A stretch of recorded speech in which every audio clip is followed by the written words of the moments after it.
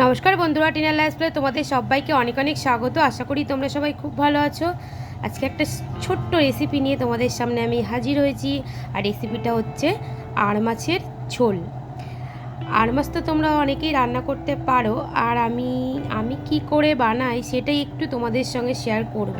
যে গরমকালে খুব রিচ না করে একটু পাতলা করে আড় মাছের ঝোল যেভাবে হয়, আমি আজকে রেসিপিটা ঠিক সেভাবেই করব বন্ধুরা।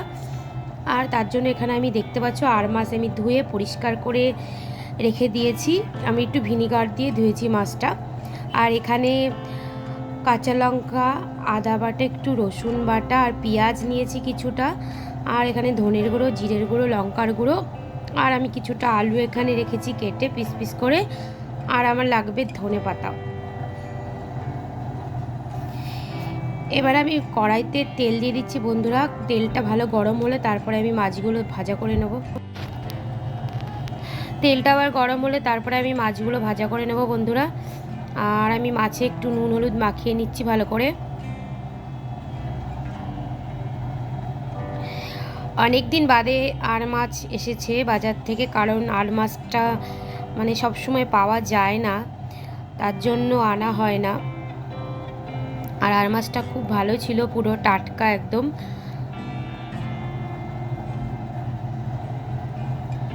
যেহেতু একটু এই মাছটা ভাজা করতে গেলে ফোটে বলে বন্ধুরা, এটা আমি একটু আগে লবণ দিয়ে নিলাম তেলের ওপরে, যাতে মাছের তেলটা না ফোটে।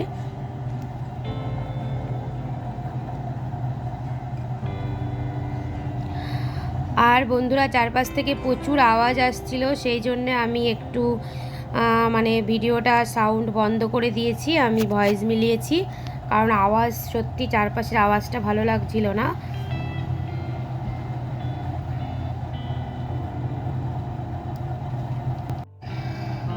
সত্যি কথা বলতে বন্ধুরা, এত ভিডিও এডিটিং করতে মানে ভিডিও ভয়েস মেলাতে গিয়ে এত সমস্যাই হয় না, এত প্লেন যায় বাড়ির উপর দিয়ে, প্রচুর আওয়াজ হয়, বারবার বন্ধ করে করতে হয়।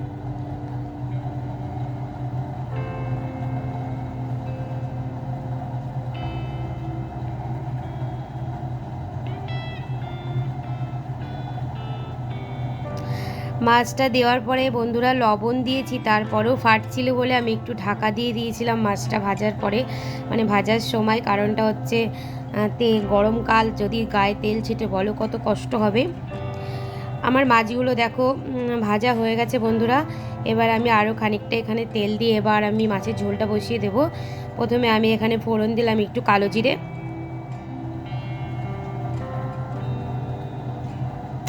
আর বন্ধুরা, ভিডিওটা একটু ফাস্ট করতে হয়েছে, নাহলে ভিডিওটা আরও অনেক বড় হয়ে যাচ্ছিল, সেই জন্য একটু ফাস্ট করে দিলাম যাতে তোমাদের দেখতে সুবিধা হয়। কারণ তারপরেও 8 মিনিট 21 সেকেন্ড ভিডিও হয়ে গেছে, তার জন্য একটু ফাস্ট করতে হয়েছে।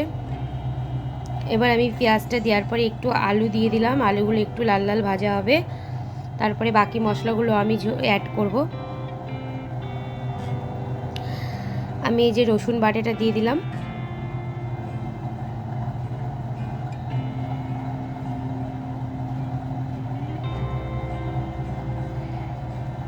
তারপরে আমি দিয়ে দিলাম আদা বাটা আর কাঁচা লঙ্কা, যেটা চেরা ছিল আমি সেটা দিয়ে দিলাম।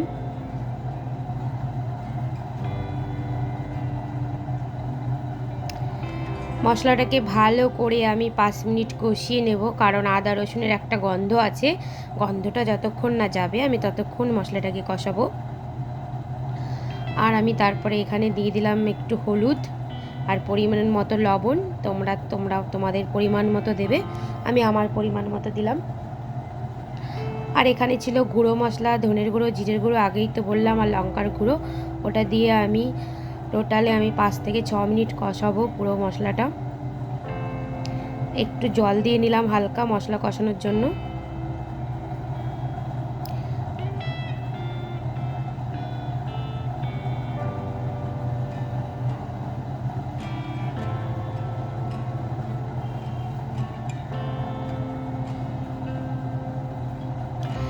পাশে আমার একটা সবজির তরকারি হচ্ছিলো বন্ধুরা, তেতো মানে উচ্ছে দিয়ে আরও সবজি দিয়ে, ওই একটু তোমাদের দেখিয়ে দিলাম।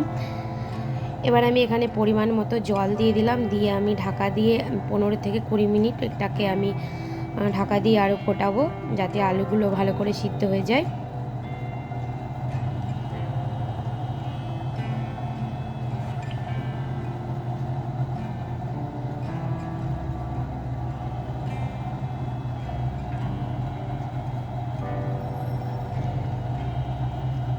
আমি 15 থেকে 20 মিনিট বাদে বন্ধুরা এই দেখো আমি ঢাকাটা খুলেছি। খোলার পরে আমার ঝোলের কালারটাই দেখো এরকম এসেছে। আর মোটামুটি আলুগুলোও একটু সিদ্ধ সিদ্ধ হয়ে গেছে, আরও একটু সিদ্ধ হবে আর ঝোলটা আরও একটু শুকাবে। এটা কিন্তু খুব মাখা মাখা হবে না, একটু ঝোল ঝোল থাকবে, পাতলা।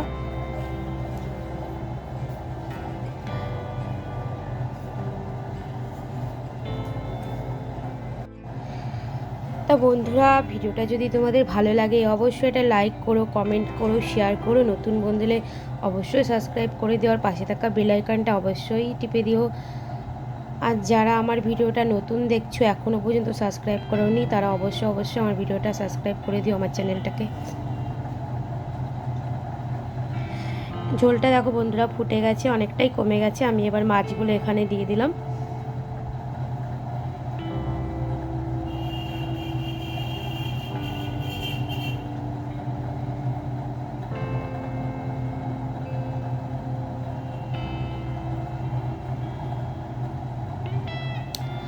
সত্যি কথা বলতে বন্ধুরা, সত্যি মাছটা কিন্তু অসাধারণ ছিল খেতে, আর আমার ভীষণ প্রিয় মাছ এটা।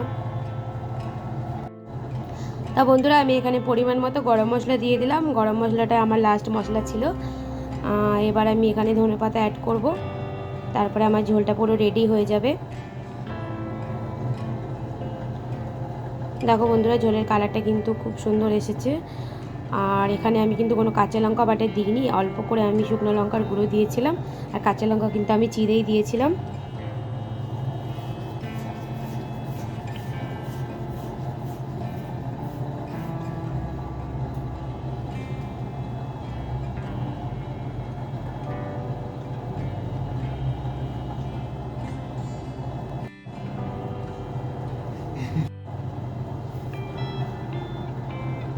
তা আমি লাস্ট এই যে বন্ধুরা ধনেপাতাটা অ্যাড করছি এখানে।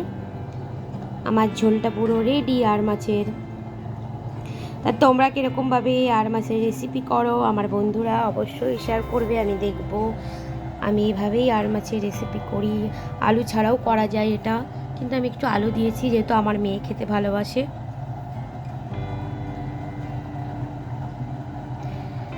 ঝোলটা এবার আমি নামিয়ে নিলাম বন্ধুরা। তা বন্ধুরা, আজকের মতো আমার এই পর্যন্তই ভিডিওটা। তা তোমরা সবাই ভালো থাকবে, সুস্থ থাকবে। এরপর আরও একটা সুন্দর ব্লগ নিয়ে আসবো। টাটা।